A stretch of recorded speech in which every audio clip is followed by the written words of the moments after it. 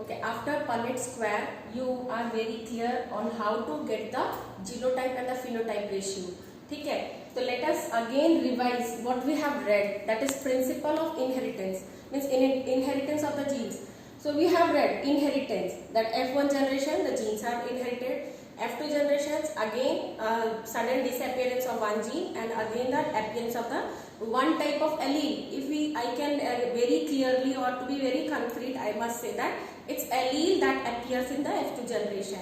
So what does this summarize principles or the law of inheritance? What is summarized? It summarizes two laws. It contains two laws, law of dominance and law of segregation.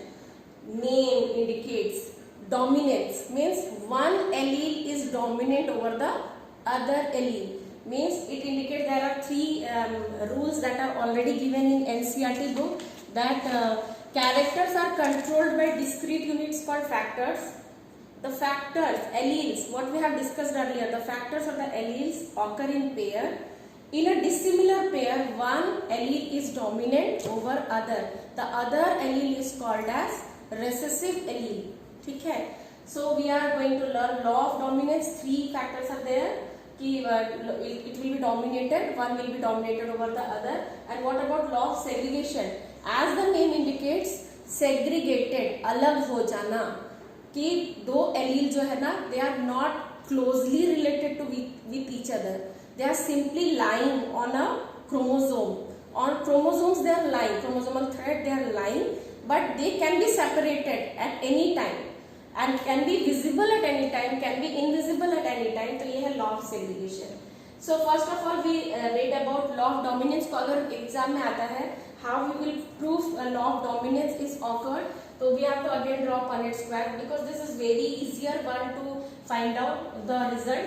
Now if P generation means parental generation, if we are taking the true breeding type of parental generation, means because if they are homozygous condition, if it is homozygous, ठीक है, we take it as homozygous. I will explain you in the letter in other topics why we are taking it as homozygous as the true breeding type. क्यों नहीं हम heterozygous को true breeding type ले ले रहे हैं, ठीक है? So you remember homozygous condition, we take it as true breeding type of condition. So gametes will be RR and small r. R is taken as red allele and small r is taken as white allele. और ये हम किसका example ले रहे हैं? We are taking example of the snapdragon और the dog flower, snapdragon flower. Okay, you can search it Google to find out how the flower appears. ये ऐसे करके रेड कलर का व्हाइट कलर का इस तरह का गुच्छे में, गुच्छे का जैसा एक फ्लावर होता है, गुच्छे का जैसा नीचे से गमले में रहता है. It's not very big plant, small plant, violet color or it may be have red color or white color flower, जो यहाँ red और white का combination दिया गया है. So if we take the true breeding type of things, plants, तो if we draw the Punnett square, तो यहाँ का जो result है ना, genotype RR, phenotype all red. You understood this? ये समझ आ गया है. और F2 में क्या आएगा? Genotype R 1:2:1, 1 red, 2 also red, 1 is white. So यहाँ इस बीच वाले को देखना बहुत जरूरी है. Here it is homozygous, it will come red flower obviously. But what happens here? This allele is dominant over this allele. So यहाँ पर 2 red flowers आया, means 3:1 आया. यहाँ पर genotype फिनोटाइप आ गया 3:1. फिनोटाइप जो है 3:1 है, जीनोटाइप 1:2:1 है, बट फिनोटाइप इज 3:1 बिकॉज इसका जो ये रेड कैसे आ गया, ये R और R, यहाँ पर भी देखो R and R, capital R and small R, why all red? It indicates law of dominance. इतना तक लिखोगे, it indicates law of dominance that capital R contained dominant allele which caused the hidden, means which hid the recessive allele, उसको दबा दिया, उसके character को वो दबा दिया. So all red appeared, ठीक है. बट इन F2 जनरेशन क्या हो गया? ये होमोजाइगस में ये दिख गया क्योंकि इसके पास कोई डोमिनेंट था नहीं तो ये दिखा, अदरवाइज जो कैपिटल और स्मॉल आर सब कोई रेड ही था। तो this is law of dominance. इसको हम लॉ ऑफ सेग्रीगेशन भी बोल सकते हैं कि यहाँ पर जो व्हाइट फ्लावर है ना, इट रिमेन अनअटैच्ड।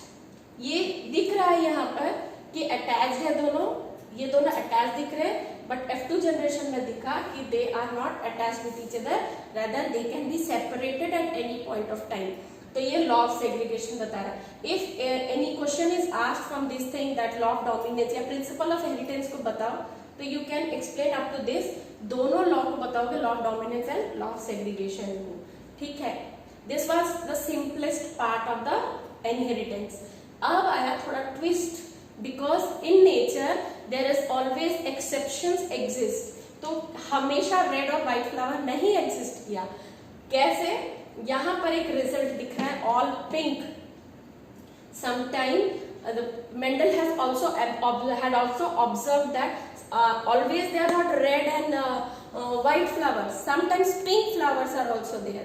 ये स्नैपड्रैगन फ्लावर को if you see in the Google you will find out कैसे दिखता है और तुमको पता चलेगा। फ्लावर शो में तुमने बहुत बार देखा होगा। एंड रेड फ्लावर भी है, व्हाइट भी है, पिंक भी है। तो ये पिंक कहाँ से आया? Homozygous condition through breeding were only two types, either they were red और व्हाइट। तो पिंक कहाँ से आया? इसको नाम दिया गया incomplete dominance. This thing was known as incomplete dominance. Means if an allele is not able to give the complete change, ये अपना इफेक्ट अपना शो नहीं कर पाया, तो उसको हम बोलेंगे इनकम्प्लीट डोमिनेंस। जैसे यहाँ पर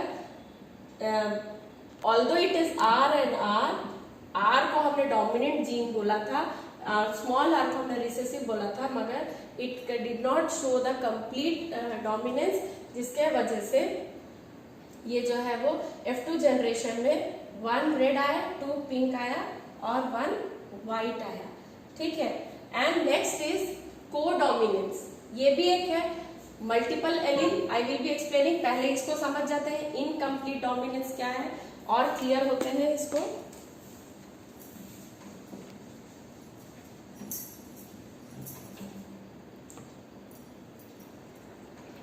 इसका कंसेप्ट क्या है? इनकम्प्लीट डोमिनेंस का कंसेप्ट क्या है? Why a gene is incomplete? Why allele cannot show? Because जो भी जीन है it has 2 alleles, 2 और 3, उसमें और फर्दर हम पढ़ेंगे 2 और 3 मल्टीपल एलील्स भी हो सकते हैं। If we take it as homozygous और हेटेरोजाइगस, हम ये जब 2 एलील की बात करते हैं तो these genes, what happens, these alleles causes change in the substrate. Change in substrate. How this change in substrate, मतलब जो result है ना, जो reaction हो रहा है ना, उसमें change आना है। How it's changing? How the substrate is changing? By the enzyme action. By enzyme action, this is change. Means the alleles है और the DNA है, वो it has certain information with it. तो इंफॉर्मेशन कोड करता है for the formation of certain type of enzyme. वो enzyme हमारे body में चेंजेस लाता है। अगर एंजाइम अगर ग्रोथ का है तो हम ग्रो हो जाते हैं, अगर वो एंजाइम हमारे कलर का है तो कलर हमारे अंदर बदल जाता है। तो ये एंजाइम है ना, this DNA is changing, DNA has the code for the enzyme formation and enzyme result in substrate. So ultimately DNA is allele change in substrate due to enzyme action. तब क्या हो रहा है? वो इनकम्प्लीट डोमिनेंस क्या हो रहा है कि अगर कोई allele is responsible for this enzyme action, तो यहाँ पर 2 तरह के एलील होते हैं, नॉर्मल एलील, नॉर्मल, और the modified allele. This you will be studying in the later classes कि why allele can be modified, why it can not remain always normal. ये मॉडिफाइड क्यों हो रहे हैं? बिकॉज ये इसलिए मॉडिफाइड हो रहे हैं क्योंकि उसमें कुछ चेंजेस आ रहा है, स्ट्रक्चर चेंज आ रहा है, जीन म्यूटेशन हो रहा है।